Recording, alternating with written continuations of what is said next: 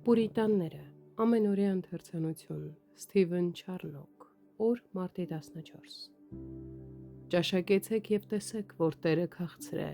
երանելի է այն մարդը, որ հուսացած է նրան։ Սաղմոս 34-րդ գլուխ 8-րդ խոսք։ Երբ մեղավորը ներում է ստանում,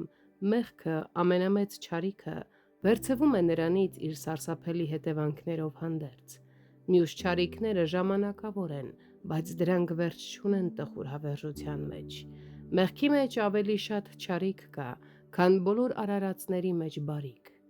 Մեղքը զրկել է ընկած հրեշտակներին իրենց վեհությունից և վռնդել նրանց երանության գահից։ Այն պատերազմում է Աստծո դեմ, արհամարհում է նրա բոլոր հատկանիշները, աղավաղում և ոչնչացնում նրա արարչագործությունը։ Մյուս չարիքները երբեմն ունեն բարիքի ինչ-որ խառնուրդ, որը դրանք որոշ չափով ընդունելի են դարձնում, բայց մեղքը, լինելով լի մեղքի բնույթով և առանց որևէ բարիքի խառնուրդի, ծնունդ է տալիս միայն կործանման և անվերջ դատապարտության։ Ինչպիսի թշվառությունների, նեղությունների ու վշտերի մեջ է Ադամի այդ մեկ մեղքը նետել նրա ամբողջ սերունդը։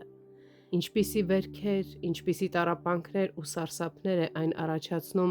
անհանգիստ խղճմտանքներում,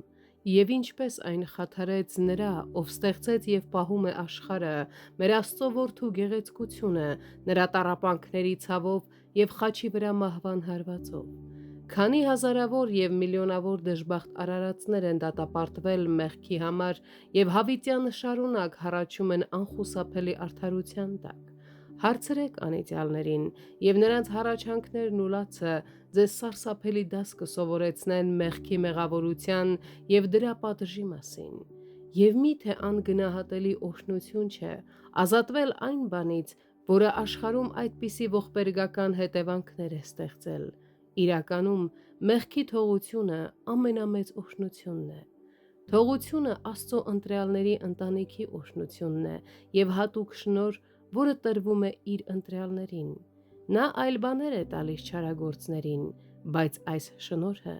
նա տալիս է միայն իր զավակներին։